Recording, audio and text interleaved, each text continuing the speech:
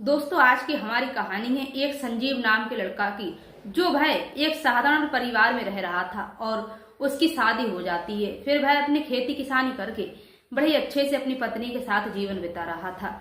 लेकिन उसकी किस्मत की साथ की वजह से भाई एक दिन कर्मचारी बन जाता है। कर्मचारी बनने के बाद में फिर वह अपनी पत्नी से मनमुटाव करने लगता है। सोचता है कि मेरी पत्नी घर पर बिल्कुल फ्री पड़ी रहती है और मैं काम धंधा करता हूँ, मैं बिजनेस करता हूँ, ड्यूटी करता हूँ, लेकिन मेरी पत्नी जो है वह घर पर अकेली मेरे पैसे को बर्बाद करती रहती है।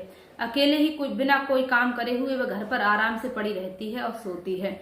फिर ये विचार वह बना लेता है, सोचता है कि मैं अपनी पत्नी को छोड़ देता हूँ, किसी मॉडल टाइप की लड़की से शादी कर लूंगा। लेकिन जब तक वह खेती किसानी कर रहा था तब तक तो वह ठीक था। उसके बाद में जब वह नौकरी लग जाती है तब वह बदल जाता है और अपनी पत्नी से डिवोर्स ले लेता है। उसके बाद में दोस्तों उसकी पत्नी ऐसा क्या कर लेती है जिसके बाद में वह अपनी पत्नी के पैर पकड़ता है और माफी मांगने लगता है और उसके पैरों में गिरकर वह बहुत ही ज्यादा गिड़ाता है, रोता है। तो आइए सच्ची घटना के माध्यम से जानने का प्रयास करेंगे। तो मेरी इस कहानी को विस्तार से अंत तक अवश्य सुनना। नमस्कार दोस्तों, मेरा नाम है माधुरी राजपूत। आप सभी का मेरे इस नए एपिसोड में बहुत बहुत स्वागत है। दरअसल दोस्तों ये कहानी है एक साधारण से परिवार की। उस परिवार में एक लड़का संजीव नाम का जो था वह रहता था और उसके परिवार में कोई नहीं था और उसकी पत्नी थी। क्योंकि संजीव के माता पिता जो थे वह उसकी शादी करने के बाद में गुजर चुके थे और संजीव की पत्नी ही एक ही साथ उस घर में रह रहे। संजीव का विवाह उनके माता पिता के ही सामने हो गया था। जो उसकी पत्नी का नाम था सोनी। सोनी बड़ी ही हंसी खुशी के साथ अपने पति संजीव के साथ रह रही थी और वो बहुत ही ज्यादा ध्यान रखती थी अपने पति का। कोई गिला शिकवा नहीं था उनके बीच में। और जो संजीव था वह अपनी साधारण जिंदगी जी रहा था, बिल्कुल खेती किसानी करता था और मस्त रह रहा था, अपनी जिंदगी चैन से जी रहा था। और संजीव पढ़ा लिखा भी बहुत था और उसकी पत्नी भी पढ़ी लिखी थी। लेकिन उसकी किस्मत के साथ की वजह से एक दिन संजीव जो था वह एक दिन फार्म अप्लाई कर देता है लेखपाल का। तो उसका लेखपाल में नंबर आ जाता है और वह एक दिन लेखपाल बन जाता है। अब दिन लेखपाल बनने के बाद में जो संजीव था वह ड्यूटी करने जब जाता था और उसकी पत्नी घर पर ही रह जाती थी। अब लेखपाल जब संजीव बन गया तो उसके विचार बदलने लगे थे उसकी पत्नी के प्रति। अब उसका प्यार भी अपनी पत्नी के प्रति कम होने लगा था। अब संजीव की जो पत्नी थी सोनी और संजीव के बीच में उनके रिश्ते में दरार पड़ने लगी थी और दूरियां होने लगी थी, झगड़ा करने लगता था। अब इधर संजीव की जो पत्नी थी सोनी वह संजीव से पूछती है कि आप जब 2 साल पहले तो बिल्कुल ठीक थे, जब तक आपकी सरकारी ड्यूटी नहीं लगी थी तब तक तो आप मेरे साथ बड़े ही प्रेम भाव के साथ रहते थे। आपको मेरे सिवा कोई और नहीं दिखता था। जब तुम खेती किसानी करते थे तब तो हमारा परिवार इतना अच्छा चल रहा था, हमारे दोनों के बीच में कोई भी गलतफहमी नहीं थी। अब ऐसा तुम्हें क्या हो गया है, जब से तुम्हारी ड्यूटी लगी तब से तुम मुझसे इतनी नफरत करने लगे हो और इतना हमेशा मुझ पर चिल्लाते रहते हो, हमेशा मुझे डांटते रहते हो। लेकिन संजीव जो था उसके विचार बदलने लगे। अब वह सोचने लगा कि मैं सारा दिन काम करता हूँ, ड्यूटी करता हूँ, लेकिन मेरी जो पत्नी है वह मुफ्त की रोटियां तोड़ती है। घर पर वो बिल्कुल चारपाई पे पड़ी रहती है, ना वो कोई काम धंधा करती है, ना उसके लिए कोई काम है। वो केवल फ्री मेरे पैसे पर अयासी कर रही है और मेरे पैसों को बर्बाद कर रही है। अब ये सारी गलतफहमियां संजीव जो था वह अपने दिमाग में पाल लेता है। फिर इसी कारण से सोनी और संजीव के बीच में बहुत ही ज्यादा लड़ाई झगड़े होने लगे थे। संजीव ने गुस्से में आकर अपनी पत्नी पर हाथ उठा दिया। अब इधर जो सोनी थी वह जब संजीव उसे मारपीट देता है और बहुत ही ज्यादा कलेश होने लगता है तब वह अपने मायके चली जाती है। अब मायके जैसे ही सोनी अपने माँ बाप के घर रहने लगती है तब संजीव को और भी ज्यादा छूट मिल गई थी। अब वह विचार बना लेता है कि मैं ऐसा करता हूँ कि मैं अपनी पत्नी को छोड़ देता हूँ। मेरी पत्नी बिल्कुल सीधी सादी है, नॉर्मल है, मैं कोई मॉडल टॉप की लड़की से शादी कर लूंगा, उससे डिवोर्स ले लेता हूँ। क्योंकि दोस्तों सोनी जो थी वह अपने परिवार को बड़ी अच्छी एक अबला नारी की तरह अपनी गृहस्थी को चला रही थी। क्योंकि वो पढ़ी लिखी तो थी लेकिन बहुत ही ज्यादा संस्कारी और सीधी टॉप की लड़की थी, उसमें ज्यादा चालवासियां नहीं थी। लेकिन संजीव को मॉडल टाइप की लड़की चाहिए थी।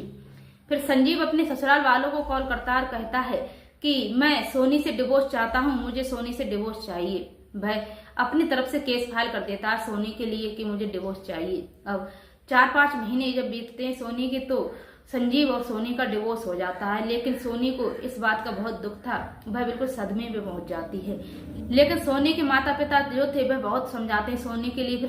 फिर सोनी जो थी वो भी अपने मायके में रहकर पढ़ाई चालू कर देती है। अब इधर सोनी अपनी पढ़ाई कर रही थी, अब इधर संजीव जो था वह अपनी लेखपाल की ड्यूटी कर रहा था और अपने मन में विचार बना रहा था कि मैं मॉडल टाइप की लड़की से ही विवाह करूंगा। मैं थोड़े पैसे इकट्ठे कर लूं, उसके बाद में कोई अच्छी लड़की देखकर मैं अपना विवाह कर लूंगा।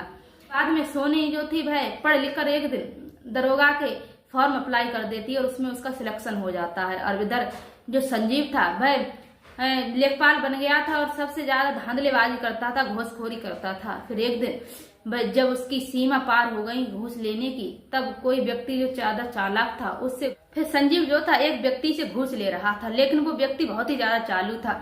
तो संजीव को घूस देते हुए, पैसे देते हुए वह फोटो खींच लेता है। अब वही फोटो वह सोशल मीडिया पर डाल देता है, उसका फोटो संजीव का वायरल हो जाता है।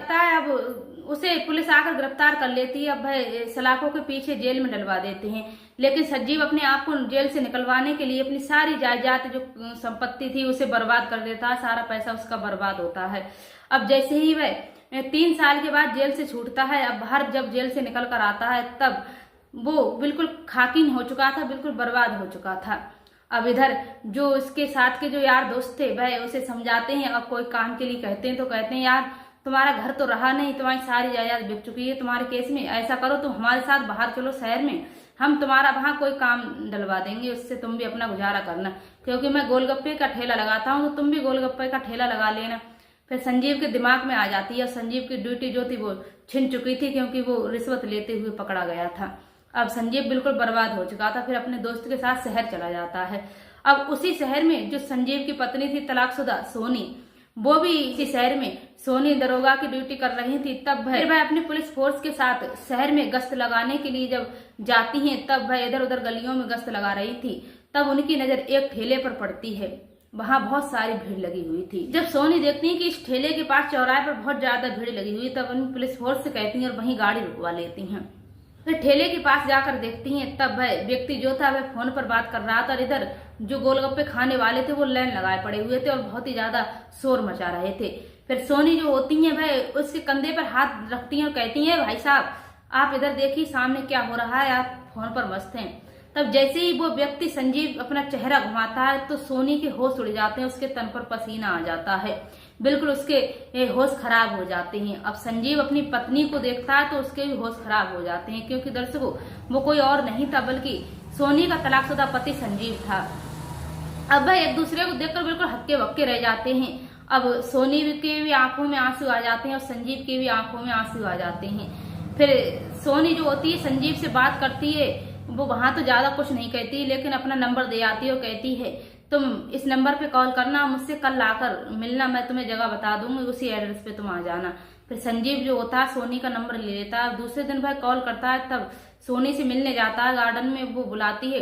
तब वहां जाकर संजीव और सोनी के बीच में बात होती है। तब सोनी ज्योति वह अपने पति से पूछती है कि तुम्हारी आज ऐसी हालत कैसे हो गई जो तुम आज इस शहर में आकर गोलगप्पे बेच रहे हो, तुम तो अच्छा खासा ड्यूटी कर रहे थे, लेखपाल की ड्यूटी लग गई थी, लेकिन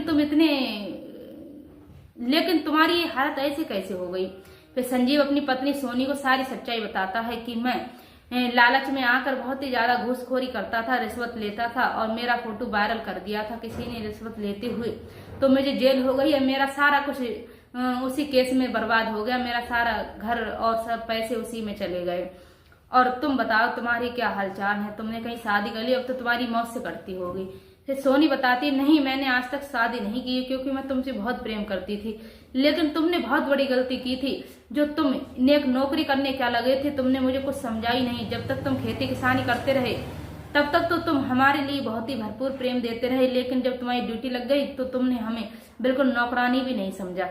और मैं तो तुमसे उतना ही प्रेम पहले करती थी और उतना ही अभी भी करती हूँ, मुझे तुम्हारे छोड़ने का बहुत बड़ा दुख था और उसी कारण से मैंने आज तक शादी नहीं की। मेरे माँ बाप ने तो मुझसे बहुत कहा था कि सोनी शादी करो, लेकिन मैंने कहा साफ मना कर दिया कि मेरी शादी हो चुकी है, मैं केवल अपने पति संजीव से ही प्रेम करती हूँ, केवल उसी की बनकर रहूंगी और मैं आज भी तुम्हारी ही बनकर रह रही हूँ।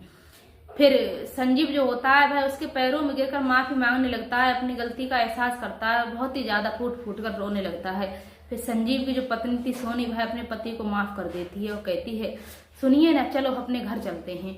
तब संजीव घर जाने के लिए तैयार हो जाता है। संजीव और सोनी एक दूसरे की सारी गलतियों को माफ कर देते हैं और हंसी खुशी के साथ संजीव जो था अपनी पत्नी सोनी के साथ उसके घर चला जाता है, उसके साथ रहने लगता है। अब संजीव के जो साथ जो हुआ था उसकी जब जानकारी सोनी को पता चली तो वो भी बहुत ही ज्यादा अपने पति पर शर्मिंदा थी कि तुम एक नौकरी के आड़ में इतना घिनौना काम कर रहे थे। अगर तुम आज ईमानदारी से काम करते तो आज तुम्हारी हालत ये ना होती। फिर संजीव अपनी गलती पे बहुत ही ज्यादा पछताता है और अपनी पत्नी से भी माफी मांगता है। अब इधर सोनी अपने पति को घर ले जाती है। अब वो दोनों लोग फिर से एक मंदिर में भगवान को साक्षी मानकर सोनी अपने पति से दोबारा शादी कर लेती है। अब हंसी खुशी के साथ अपना जीवन नए सिरे से शुरू कर देते हैं। दोनों लोग बड़े ही हंसी से खुशी के साथ साथ रहने लगते हैं और अपने जीवन को आगे की जिंदगी जी रहे थे। अब सोनी भी अपने पति के साथ बड़ी हंसी खुशी से रह रही थी और संजीव भी अपनी पत्नी के साथ बड़ी हंसी खुशी के साथ रह रहा था। क्योंकि दर्शकों कहते हैं कि अगर शाम का भूला सुबह को वापस आ जाए तो उसे भूला नहीं कहते, उसे क्षमा कर देना चाहिए। ऐसा ही सोनी ने अपने पति के साथ किया। उसने भी अपने पति को माफ कर दिया और बड़े हंसी खुशी के साथ अपने आगे की जिंदगी जीने लगे। तो दोस्तों कमेंट में अपनी राय हमें अवश्य देना। क्या सोनी ने अपने पति को माफ किया और उसे फिर से अपना लिया? उसने सही किया या गलत किया? अपनी राय हमें अवश्य देना ताकि हमारा भी हौसला बढ़ता रहे। और कोई भी सदस्य अपना नाम इस वीडियो के में बुलवाना चाहता हो तो अपना नाम हमें कमेंट में अवश्य लिख दें, अपना डिस्ट्रिक्ट लिख दें, जिससे कि हम आपका नाम अगले वीडियो में बोल सकें। मिलते हैं ऐसे ही किसी सच्ची घटना के साथ किसी नेक्स्ट एपिसोड में। तब तक के लिए नमस्कार।